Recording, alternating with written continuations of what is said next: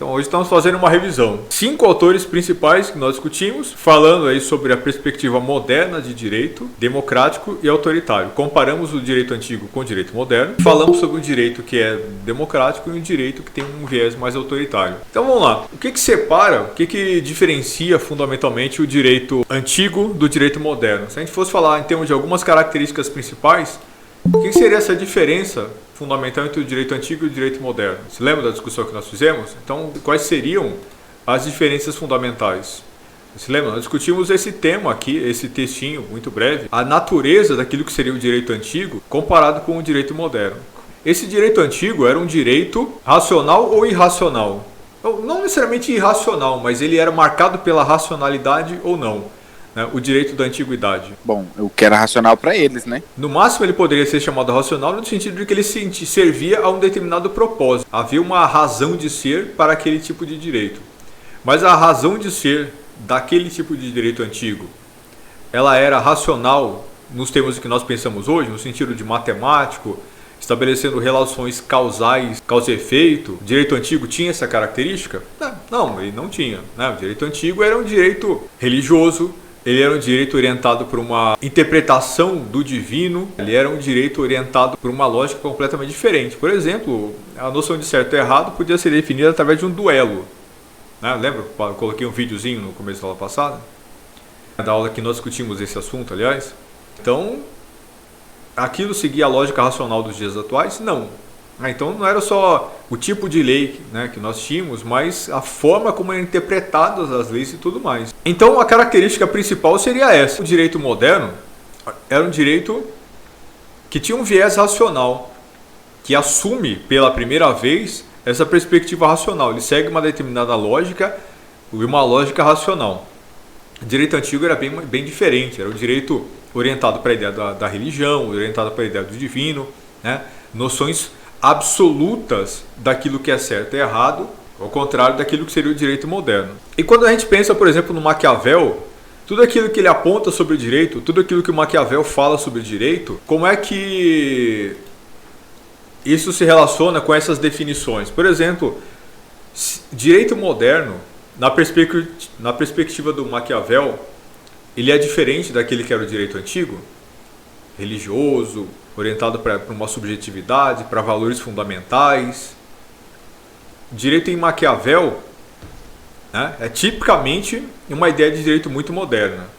Ele introduz uma moderna noção de direito que é completamente distinta daquilo que se pensava no passado.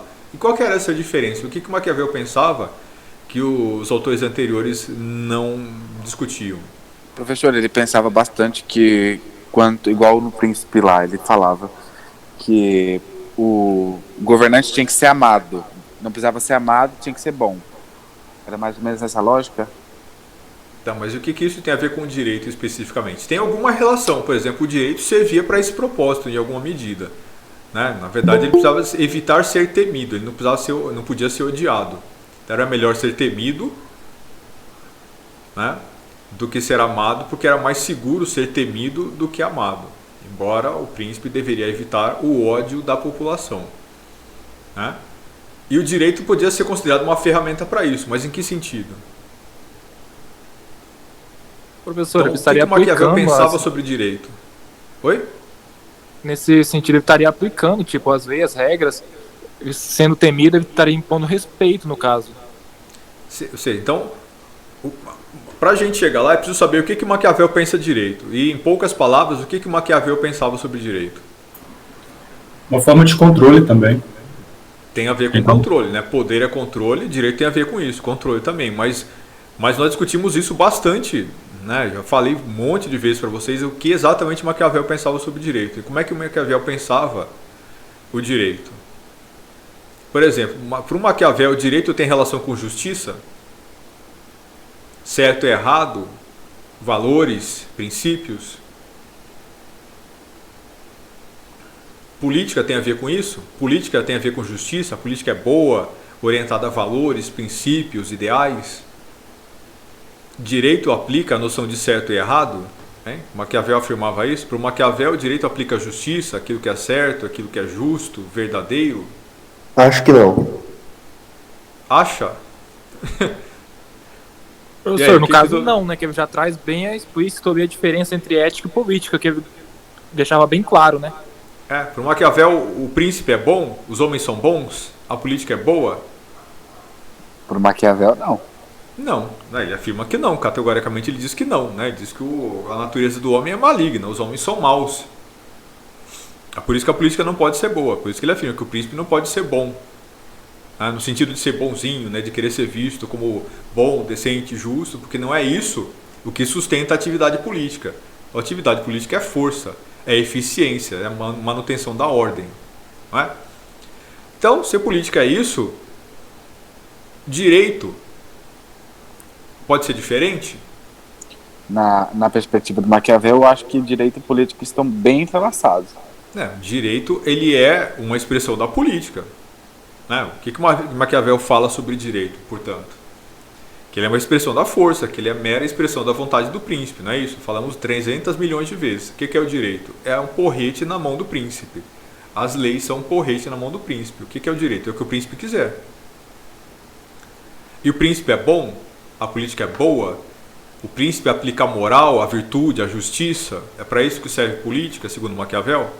Não, para o Maquiavel o direito serve para a manutenção da ordem, né? Para evitar a violência generalizada. Se você conquista o poder e o mantém através da manutenção da ordem, pronto, é para isso que serve a política, é para isso que serve o poder, né? Para o príncipe impor a sua vontade para o resto da população.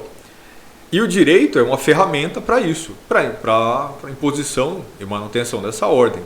Isso tem a ver com os princípios da moralidade, da ideia de justiça, da subjetividade, vinculação entre o direito e o divino, presentes no direito da antiguidade. Então, o direito da antiguidade era essa coisa subjetiva, vinculada à ideia do divino, né, e tudo mais. Maquiavel pensa que não existe isso, né? Para a política é mera expressão de poder, né? A política é mera expressão de força. O que é poder? É a capacidade de fazer aquilo que você tem vontade. Né? Poder é isso. Poder é a imposição da vontade sobre os outros. Quem pode impor a vontade sobre os outros. Né? Poder não tem nada de divino, poder não tem nada de justo, né? de verdadeiro, de bonzinho, né? Não tem nada a ver com valores morais. Então, o poder, ele é algo que está relacionado diretamente com o direito. Direito é só a expressão da vontade do príncipe, ele é só a expressão dessa relação de poder. Portanto, o direito não tem nada de subjetivo, não tem a ver com valores, não tem a ver com justiça, né? Não tem a ver com nada. É uma ferramenta para a imposição de ordem. E a lógica dessa aplicação é a lógica da vontade do príncipe, ponto. Né? Tem a ver com você estabelecer uma forma mais racional, melhor, mais profissional de controle, ponto. Né? E o direito, segundo Maquiavel, também não tem nenhuma relação com legitimidade, por exemplo. Né? Quem tem o direito de aplicar a lei? O Maquiavel, simplesmente quem pode. Né? Para o Maquiavel, simplesmente quem tem a capacidade e força para fazer isso e pronto. Agora, o outro autor autoritário que nós discutimos, né, que é o Thomas Hobbes. Então, Maquiavel pensa no direito como uma expressão da liberdade das pessoas, com a garantia de liberdade? Não, né, absolutamente não. O direito não serve para garantir a liberdade das pessoas, é só uma expressão da vontade do príncipe, ele serve para manter a ordem. Né, e a ordem, de alguma forma, liberta as pessoas da violência, mas é só isso. Né? Ele não pensa como direito. Ele não pensa no direito como uma expressão de liberdades individuais, por exemplo. Isso para ele não faria o menor sentido. E o Thomas Hobbes, o que ele pensava sobre o direito? Thomas Hobbes, contratualista, um autor que falava lá sobre contrato social, a criação de uma ordem absolutista com o objetivo de garantir a vida e a ordem. Né? Ele falava em estado de natureza, contrato social, estado civil, que é um estado absoluto, porque é necessário, já que a natureza do homem é maligna, né? O homem é mau, o homem é o lobo do homem, e ele só pode ser contido no seu ímpeto de violência por uma ordem absoluta. Portanto, o direito, sendo uma expressão dessa ordem, é um direito absoluto, né? Um direito absolutista. É um direito que não garante nenhum tipo de liberdade, ou não está preocupado com a garantia de liberdade para o indivíduo, ele serve como uma expressão do poder também, né, da vontade do Leviatã. E quais são as características fundamentais desse direito? Então vejam, o Thomas Hobbes ele faz uma distinção entre direito natural e direito civil. O que significa isso? O que significa direito natural e direito civil? O direito natural é aquele da essência, né, do homem, e já o direito civil é um direito já que o Estado interfere, né? Em que situação existe direito natural, segundo Thomas Hobbes? Onde é que está presente esse direito natural? Está presente entre as próprias pessoas, a própria sociedade? Sim, né? Ele existe no meio da sociedade, ele existe no meio das relações sociais. Mas esse direito, ele é algo que existe, por exemplo, segundo Thomas Hobbes, na sociedade atual? Direito natural existe hoje, segundo Thomas Hobbes? Ou existe após a criação do Estado Civil? Não.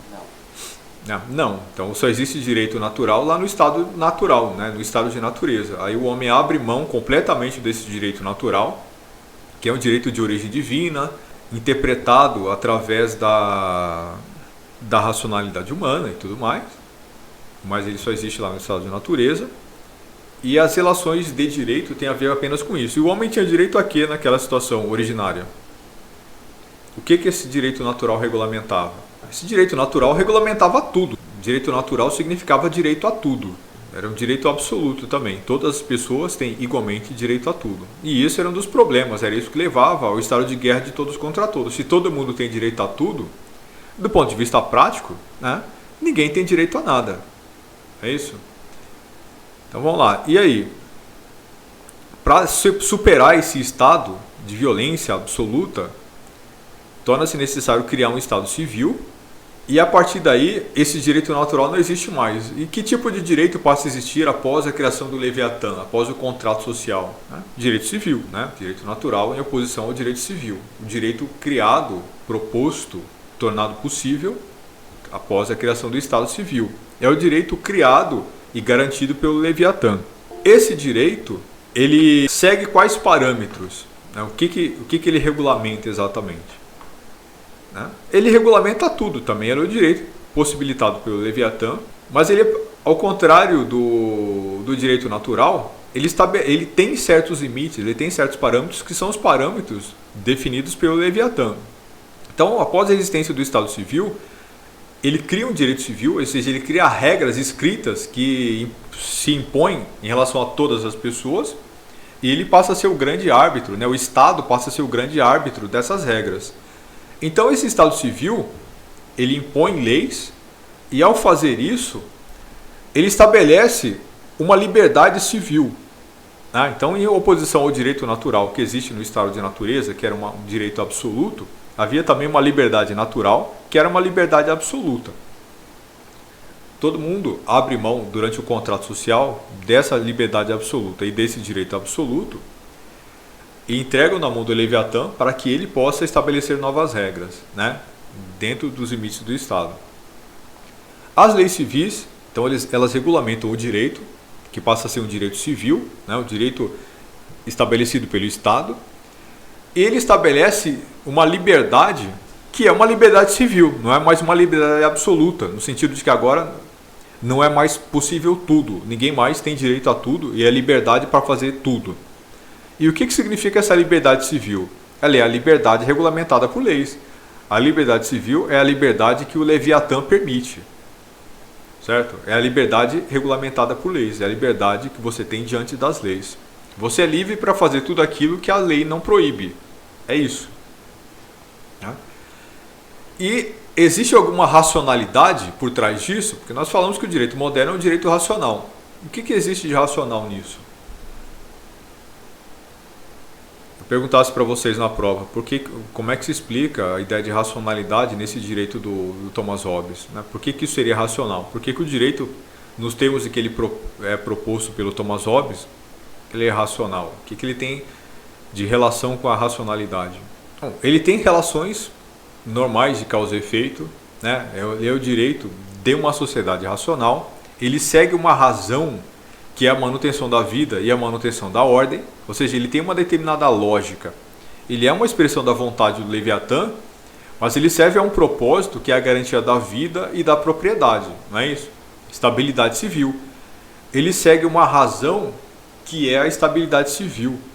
Se as leis são completamente arbitrárias, a vida está assegurada, a propriedade está assegurada.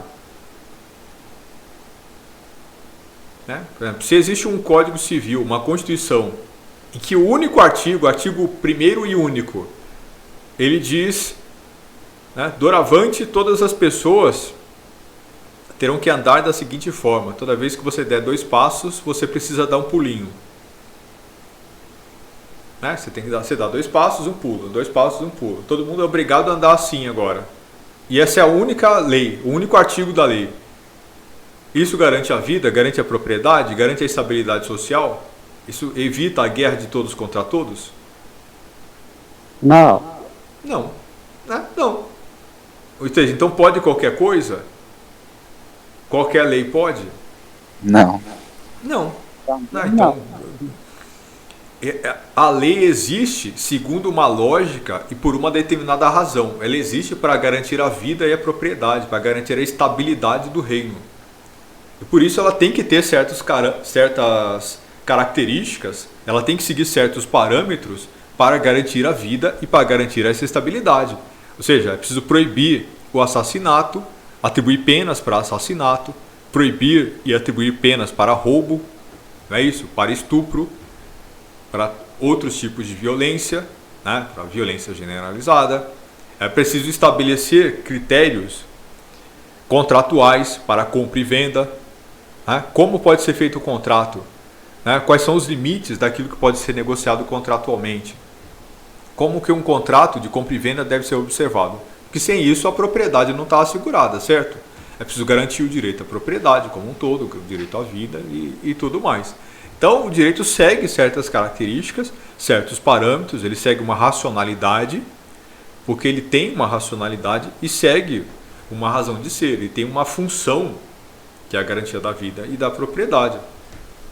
Ficou claro isso? Então, de onde vêm as leis? O que elas significam? Para que elas servem? Serve para garantir a vida, serve para garantir a propriedade e garantir a estabilidade do reino. Assim como na lógica do Maquiavel, era a mesma coisa. O príncipe pode tomar o poder se ele quiser, se ele for capaz, se ele simplesmente for mais forte do que os outros? Sim. Mas e aí? O que você faz com o seu reino? Como é que você evita que as pessoas se rebelem e matem você? Você precisa garantir a ordem. E como é que você faz para garantir a ordem?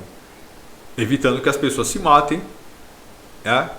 Garantindo paz, garantindo segurança e tudo mais, né? Isso, é preciso fazer isso para garantir a estabilidade.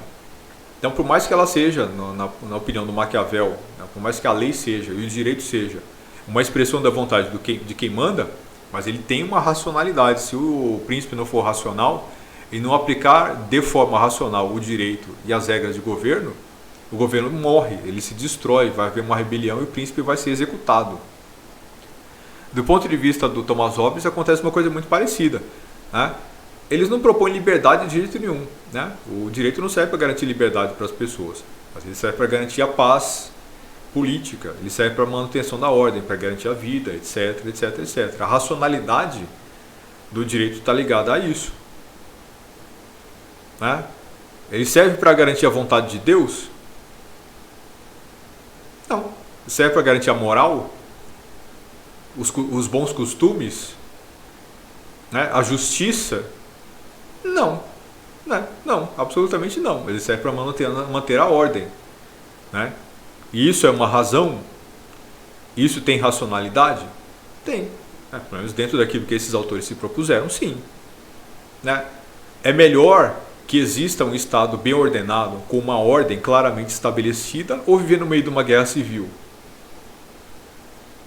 completamente descontrolada, onde não há estabilidade social? O que vocês acham que é mais racional? Talvez fica talvez é melhor do que essa guerra. A guerra traz muita confusão, sem dúvida. Guerra traz violência, morte, destruição, confusão, exatamente. Paz, ordem, traz a possibilidade de você viver. É mais fácil você ficar vivo no meio de uma guerra civil ou no contexto em que o Estado está em paz, né? Que não há violência. Né? Então é isso, o direito serve a esse propósito. Ele não serve para a justiça, não serve para o bem, não serve para a virtude, mas ele serve a uma razão, que é a manutenção do Estado, manutenção da sociedade, a manutenção da ordem social. Certo? Essa é a racionalidade do direito, segundo esses dois autores. É uma razão moderna? Sim. Está relacionado ao direito antigo? De jeito nenhum, porque o direito antigo era o direito da virtude, né? O direito ditado pelos deuses. Né? Segundo Maquiavel, isso é um delírio completo. Para o Thomas Hobbes, não faz nenhum sentido isso. O direito é aquilo que o Leviatã impõe, mas ele impõe para manter a ordem social, para garantir a vida e a propriedade. Então o direito serve a um propósito, que é esse. E nos estados absolutistas, do ponto de vista prático, isso faz muito sentido. Né? Mas nem todos os estados são absolutistas nessa ordem moderna. Certo? Há estados que não são absolutistas. Ou há propostas de ordem e de organização social que não são absolutistas. E quem são os autores que nós estudamos que propuseram isso? Né? Um estado que se organiza a partir de uma lógica em que há um poder central que ordena a vida em sociedade e ele estabelece o direito e um tipo de direito que não é mais esse autoritário. É um direito moderno, portanto racional, mas não é mais esse direito autoritário. E que direito seria esse? Quem são esses autores que propõem um direito que já está, de alguma forma, ligado à existência de uma ordem com mais liberdade? Em que a ideia da liberdade do indivíduo dentro desse Estado passa a ser um valor. Portanto, o direito passa a estar orientado também a valores, princípios. Né? De alguma forma, o direito passa a estar relacionado já com a ideia de justiça, com a ideia daquilo que é bom, daquilo que é correto.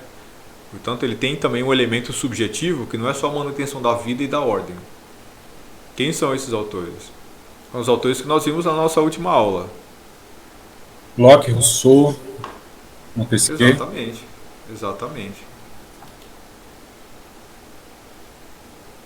São esses Los Três Amigos aqui, né? Quem são esses meninos aí? Rousseau aí à esquerda, no centro John Locke, e à direita o Barão de Montesquieu. E o que eles propõem em termos de direito moderno? Na verdade, eles propõem uma ideia de direito que tem algumas características parecidas, né? Eles têm algum nível de proximidade, mas de um modo geral, direito para eles é algo bastante particular. Então, cada um deles tem uma ideia de direito que é bastante particular. Então, ele precisa ser entendido nessas peculiaridades. Por exemplo, segundo o John Locke, o que seria direito? Como é que ele vê direito? Como é que ele vê a ordem social? Ele preza pela liberdade, né, professor? Ele fala que a liberdade é o grande fundamento, assim. Então, a liberdade é uma questão muito importante pro John Locke, né? Com certeza. Ele vai dizer que a liberdade é o fundamento de todo o resto.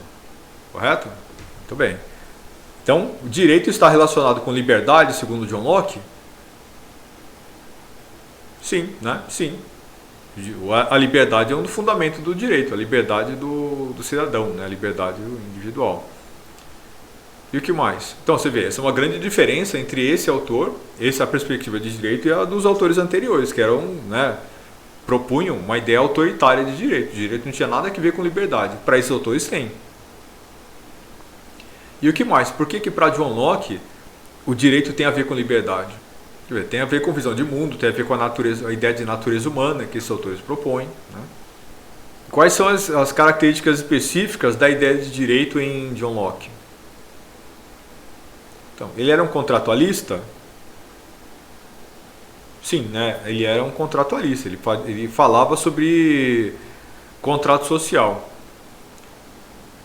Então, para ele existe um Estado civil, né, que existe em oposição àquele que havia lá no estado de natureza. O estado de natureza, para ele, era muito diferente do estado civil, porque para o Thomas Hobbes era radicalmente diferente. É importante entender essa diferença para entender o que ele pensa sobre direito. Né? Para o John Locke, o direito no estado, o estado de natureza era muito diferente do estado civil, Não, porque para ele o estado natural não era um estado de guerra de todos contra todos, né? Era uma situação bem mais pacífica. Só que havia algumas pessoas que vivendo naquele estado natural, ou seja, antes da criação do Estado Civil, antes das instituições, algumas pessoas tinham interesse na transgressão. Então, para ele, a natureza humana não era ruim, não era maligna, como supunham Maquiavel e Hobbes. Para ele, a natureza humana não era nem boa nem ruim, né? Isso dependia das escolhas que cada pessoa faz. Tanto para ele, o estado de natureza era um estado no qual já havia sociedade, já havia propriedade, já havia a possibilidade de as pessoas conviverem, construírem coisas juntas. E o Estado Civil só tornou-se necessário para acabar com alguma violência, ou para lidar com alguma violência, e para lidar de forma legítima com essa violência. Lembre-se que para o John Locke, o Estado serve para mais do que proibir as pessoas de cometerem crimes, para lidar com o criminoso. Por exemplo, como é que você prende o criminoso? Como é que você pune o criminoso? Como é que você pode definir individualmente como é que cada pessoa pode aplicar penas para aqueles que cometem crimes? Se alguém roubou a sua casa, como é que a pena vai ser atribuída? Você pode definir a pena? Isso é uma questão muito problemática, muito complicada. Então, ele imaginou que a única forma legítima, a única forma que faz sentido de se aplicar penas numa sociedade é através de uma instituição que lide com todas as pessoas igualmente e que esteja em igual relação de poder. Faz sentido isso? Né? Faz sentido, né? Então, por exemplo, quem que vai aplicar as penas? Alguém que se relaciona com todas as pessoas, estando em posição de superioridade em relação a todas elas, mas que tenha legitimidade para aplicar essas penas. E qual que é a instituição que tem a capacidade de fazer isso? O Estado, né? Por isso que cria o Estado por isso que o Estado é criado através do contrato social. Praticamente quase que com a única e exclusiva função de se resolver isso, né? De se resolver o problema da violência e da aplicação legítima de penas. Progressivamente, os estados que assumem essa característica lockeana acabam, né, aumentando as suas funções, mas para Locke o Estado servia para isso. Tudo isso porque o cidadão deve manter a sua liberdade, né? Existe um direito natural, né, lá no estado de natureza, segundo John Locke, mas esse direito natural ele não era tão absoluto quanto Thomas Hobbes propunha. Segundo o John Locke, o direito natural ele dava direito a tudo para todas as pessoas, mas havia um limite que é o limite do direito do outro. Eu tenho direito a tudo menos aquilo a que você já tem direito também. Então o meu direito não se sobrepõe ao seu. O limite do meu direito é onde começa o seu. O meu direito não encontra limites, a não ser quando a gente se esbarra, aí você tem direitos, eu tenho direitos, então o meu direito não é maior do que o seu. Eu não tenho direito àquelas coisas que você já tem direito. Por exemplo, numa floresta em que não há regras, não há nenhum tipo de lei, né, somente há o direito natural, eu tenho direito a tudo que existe nessa floresta, eu tenho direito a todas as árvores e todas as frutas que estão lá. Mas você também tem. Agora, quando você toma uma fruta, quando você pega uma fruta, né, porque você está com fome e decide comê-la, o fato de que você pegou essa fruta torna ela sua propriedade, ela é direito seu, eu não posso arrancar ela da sua mão. Né? Eu tenho direito a tudo menos aquelas coisas que você já tem direito também. Então o seu direito àquela fruta que você colheu, trabalhou e tornou por conta disso, né, essa fruta sua propriedade, o direito a essa propriedade, que agora é sua, não me pertence mais. O meu direito acaba quando começa o seu. Né? Quando você tem direito à propriedade em relação a algo, porque você trabalhou, né? Você colheu, você plantou, aquele seu direito é inalienável. Né? Ele é seu perpetuamente, ninguém mais pode tomar isso de você. Então, segundo John Locke, o direito natural ele existe, ele permite a todas as pessoas o direito ao mundo da natureza, mas ele não se sobrepõe em relação às pessoas. Então, todas as outras pessoas, quando elas adquirem direito sobre algo, esse direito já não me pertence mais. Então, eu não posso me impor ao direito do outro. Esse é um limite muito importante, né? Porque ele define que o cidadão é livre para ter direito sobre essas coisas. E na ideia de Locke sobre o Estado, ele vai afirmar que, né, a instituição estatal que é criada para garantir a vida e a propriedade, para garantir que é possível lidar com crimes, que é possível lidar com essa coerção, esse Estado, ele é um Estado que não manda em mim, sou eu que mando no Estado. As pessoas que criam o Estado civil, né, através desse contrato social, elas abriram mão de apenas uma pequena parte do seu direito e concederam a esse Estado para que ele lide com os problemas que o indivíduo não pode resolver socialmente. Certo? Então as leis são absolutas? Elas podem versar sobre tudo? Absolutamente tudo? Não. Esse Estado manda em mim? Não. Então o direito manda em mim? Negativo. As leis do Estado mandam na minha vida? A resposta do Locke é não. As leis, elas são mínimas. Elas são o menos intrusivas possível. Elas devem ter essa característica de não intrusividade. Elas são limitadas pela minha vontade enquanto cidadão. Elas só podem aquilo que eu deixo. Exemplo. Algum congressista pode propor uma lei que me proíba de ler livros? De ler o livro que eu quiser? Não, eu nunca dei essa liberdade para o Estado. Proibir exibições de arte, de cultura, de poesia? Proibir exposições?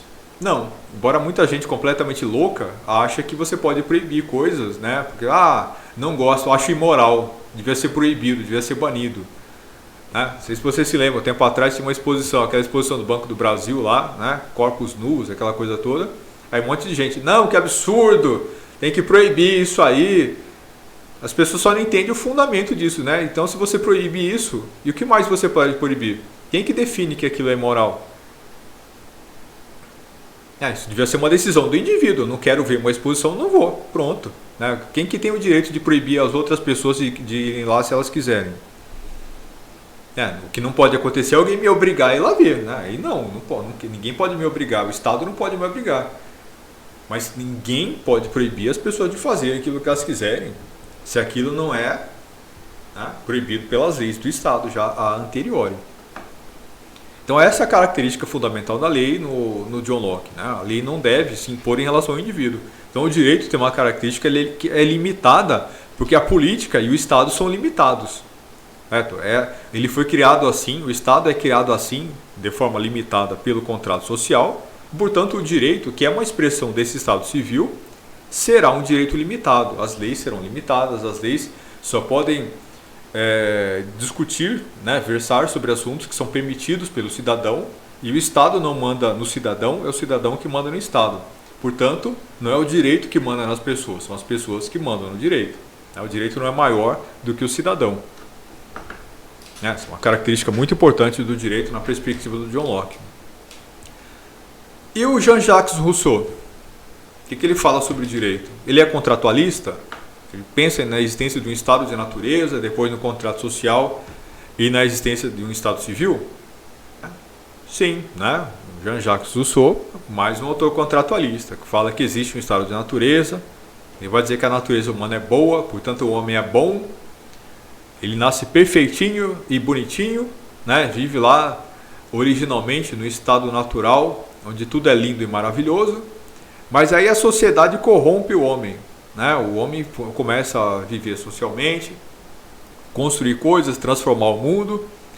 E essa existência em sociedade gera desigualdade. Por isso a desigualdade é a origem de todo o mal.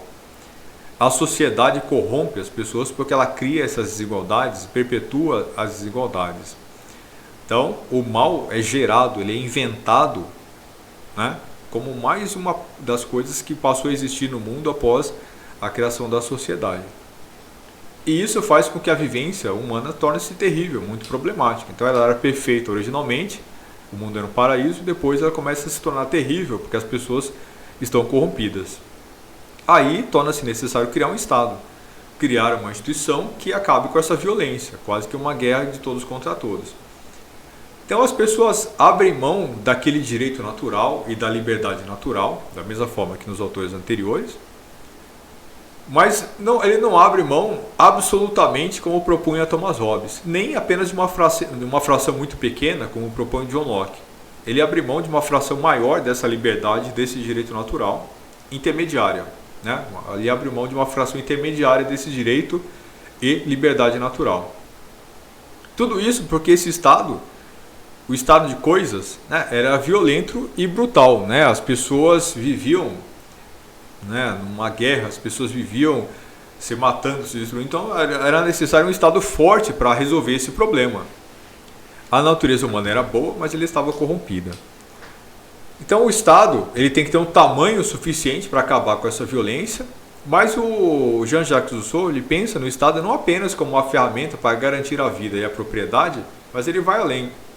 Ele pensa no Estado como um Estado moral, como uma instituição moral, como uma instituição que serve também ao propósito de aparar as arestas da humanidade e melhorar as pessoas, ou seja, resolver os problemas causados pela desigualdade. O Estado acaba não apenas com a violência, mas ele acaba com o ódio, ele acaba com a estupidez, com a ignorância, ele acaba com a maldade, né, no coração das pessoas. Veja que coisa interessante. Então o Estado não apenas pune aquele que transgrediu, ele tem o papel de educar essa pessoa para que ela aprenda que fazer aquilo é errado e ela deixe de fazer esse tipo de coisa. Não é apenas você castigar as pessoas, porque fez uma coisa errada, você será castigado. É mais do que isso. O Estado serve para educar as pessoas, para tornar o mundo, portanto, um lugar melhor. E o direito serve exatamente essa função também, ele segue essa tarefa. O Estado brasileiro é um Estado que tem essa função russoniana. Ele segue uma lógica russoniana. Por isso que quando vocês veem lá a lei de execuções penais, o que ela fala? Né? O bandido, o meliante será punido, será castigado, será jogado numa masmorra, ficará lá indefinidamente e vai sair quando nós quisermos. É isso que diz o Código de Execuções Penais? Não, né? Ele estabelece uma série de princípios, uma série de parâmetros dentro dos quais o sujeito será preso se cometer um crime, como e por que ele vai sair e em que condições. Portanto, o prisioneiro será reeducado, ele será punido, mas também será reeducado para que ele aprenda, né, a se comportar de uma forma melhor, mais decente, mais justa. A sociedade precisa fazer um esforço para reintegrar aquele transgressor, para que ele deixe de cometer atos de transgressão, não só com base na violência que foi cometida contra ele, né, na punição que foi atribuída a ele, mas é preciso que essa pessoa aprenda a agir melhor, agir de uma forma mais correta. De certa forma, isso que o Rousseau propõe faz muito sentido, porque pensem que durante a Idade Média, por exemplo, lá na Antiguidade, seria quase impossível, né, que uma mulher sozinha pudesse sair aí nas ruas, né, ir para uma estrada, por exemplo, sozinha, sem que ela fosse vítima de violência, sem que ela fosse estuprada. Não é? Seria quase impossível você conhecer qualquer pessoa que não tivesse algum amigo, algum parente próximo, algum conhecido que não tivesse morrido de forma violenta, que não tivesse visto gente morta de forma violenta.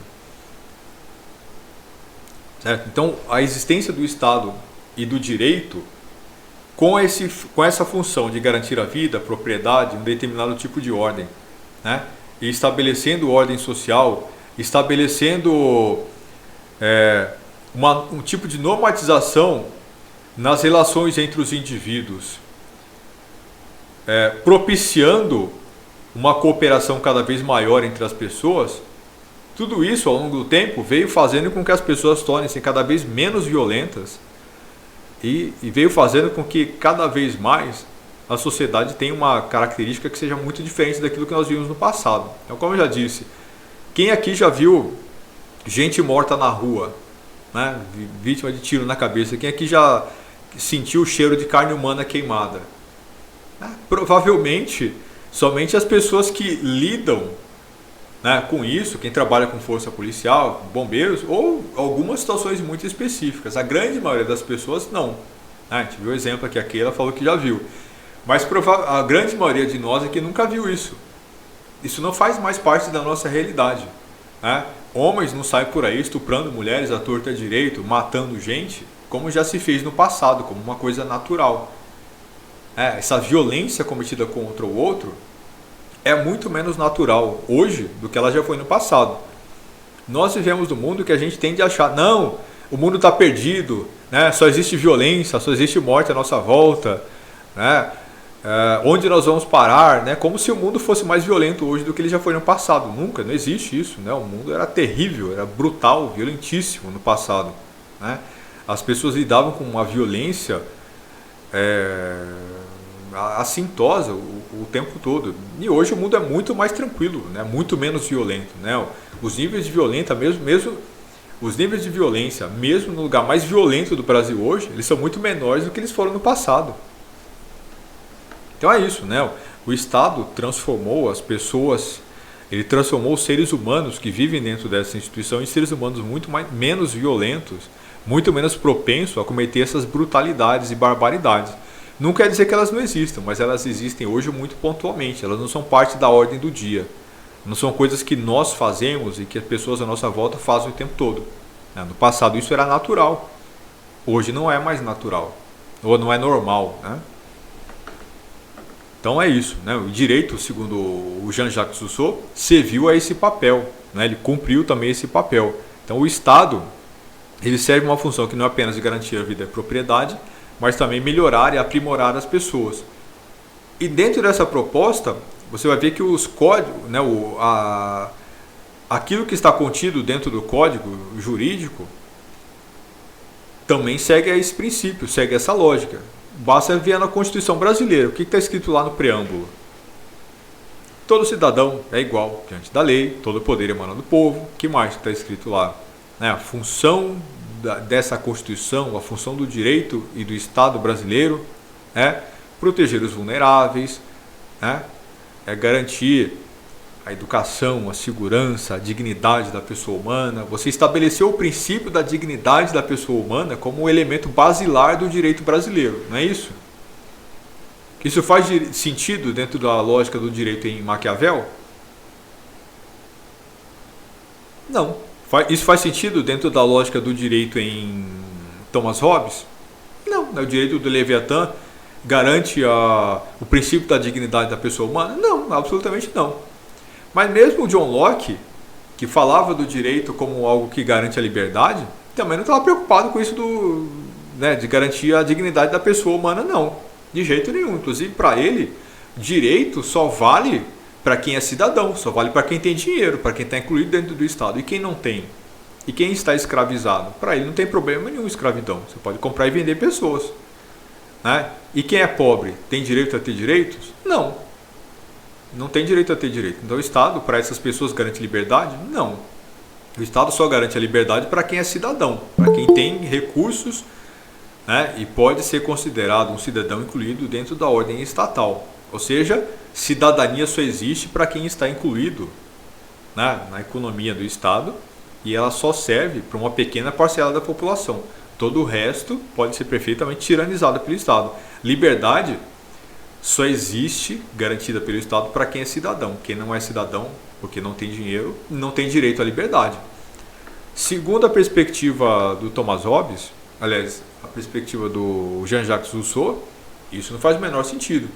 Então, a liberdade desses indivíduos, desses poucos indivíduos, não é a função do direito, não apenas ela, né? É preciso que o direito ele siga uma lógica universal, e é preciso que haja uma igualdade fundamental entre todos os cidadãos para que exista a liberdade. Segundo Jean-Jacques Rousseau, sem igualdade não há liberdade. Se as pessoas são desiguais, não há liberdade. Faz sentido isso? O que vocês acham? As pessoas são igualmente livres diante das leis do Estado? As pessoas têm igualmente todas o mesmo acesso às leis do Estado? As pessoas serão todas tratadas da mesma forma pela polícia? Independente de cor, de raça, de situação socioeconômica? As pessoas serão tratadas da mesma forma pelos advogados? Pelos juízes? as pessoas têm o mesmo acesso a uma defesa de qualidade? Todo mundo tem? Então, isso significa, portanto, que todas as pessoas são igualmente livres? Né? Essa é a discussão que o Rousseau faz. Não adianta estar escrito na lei todo mundo é igual, né? Todo mundo tem o mesmo direito à liberdade, se nem todo mundo tem o mesmo acesso ao direito. Então, se não há essa igualdade fundamental, se o Estado não age para reduzir essas desigualdades, para garantir maiores oportunidades para o cidadão, então a liberdade não está assegurada. Por exemplo, se não existisse uma defensoria pública, o que acontece com gente que não tem dinheiro para contratar advogado? Né? Você simplesmente não teria acesso ao judiciário. Simples assim, você não teria direito de ser defendido. Fala, Flávio. Oi, você falou alguma coisa? Mas enfim, então você viu? Então é assim que o Estado, dentro dessa perspectiva do Rousseau, age para reduzir a desigualdade e garantir a liberdade. Mas enfim, isso tudo está lá na aula anterior que nós discutimos. E em relação ao Montesquieu? Ele fala uma série de coisas. Ele fala os 3 tipos de regime que tem. Um tipo, né, cada tipo de sociedade, né, gera um tipo de governo, então o direito vai seguir essas características, portanto, ele não apenas fala no direito do Estado, mas dependendo do tipo de Estado, cada tipo de Estado tem um tipo de direito. Ele fala em divisão de poderes, né, exercício do poder com base no sistema de pesos e contrapesos, né, freios, pesos e contrapesos, para que o exercício do direito ou para que o exercício do poder não seja arbitrário, não seja absoluto. E o que mais que ele fala? Ele fala em espírito da lei. Né? E aí, o que significa tudo isso? Então, existem estados democráticos, estados aristocráticos, estados autoritários, e o direito, em cada uma dessas situações, assume características completamente diferentes. Ele fala sobre os estados democráticos como sendo os únicos que fazem sentido, né, ou moderadamente democráticos. O Estado tem que ser aristocrático ou democrático, porque o Estado autoritário, segundo ele, é a pior situação possível.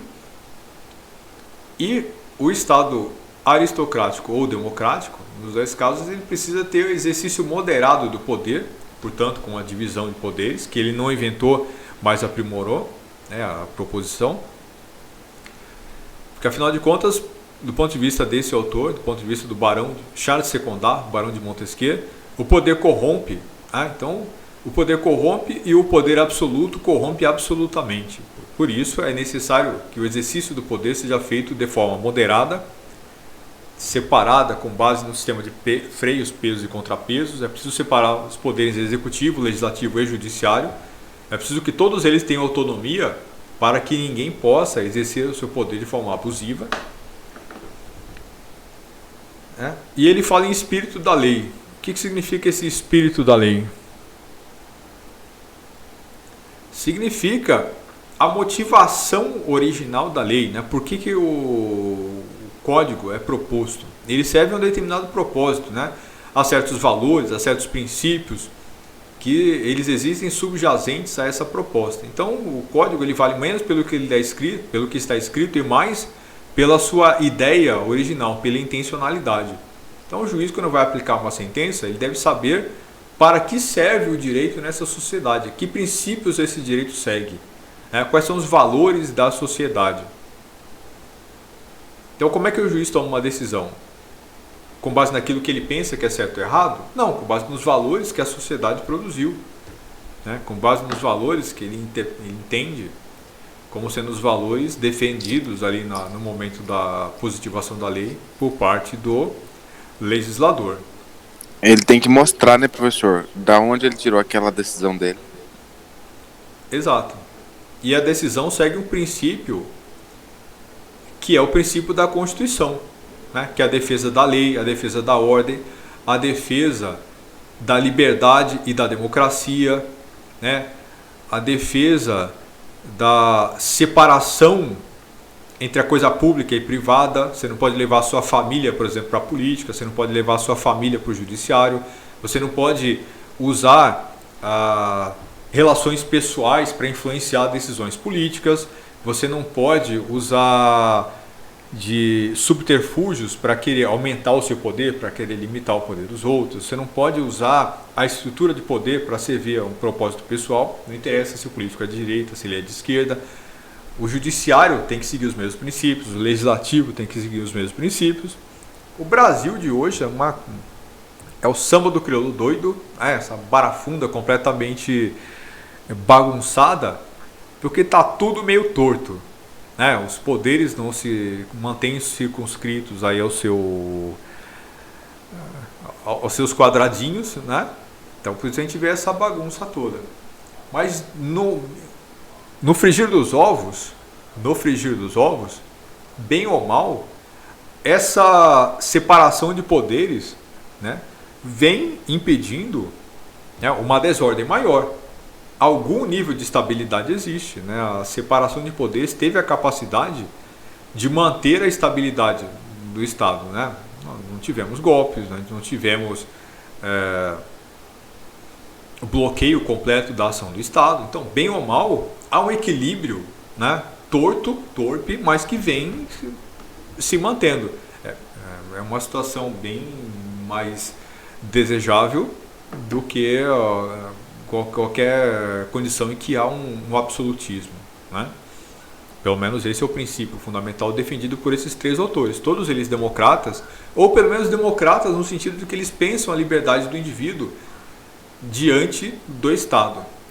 A grande diferença entre o John Locke e os outros dois, aliás, entre o John Locke e o Jean-Jacques Rousseau, é o fato de que para o Locke o direito é para alguns e para o Rousseau o direito é do cidadão, né? O direito é o direito do homem, não é o direito somente de quem de quem possui, né?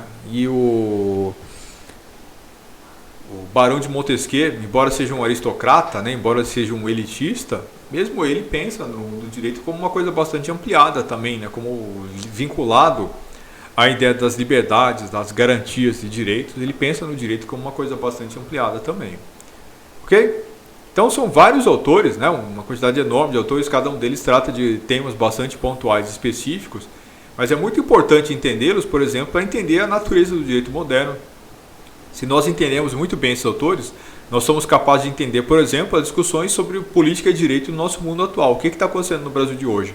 É uma discussão sobre os fundamentos da obra desses autores. Para que serve o direito, para que serve o Estado e para que servem as instituições do Estado? Se nós sabemos disso, né, nós sabemos por que nós estamos falhando e onde exatamente.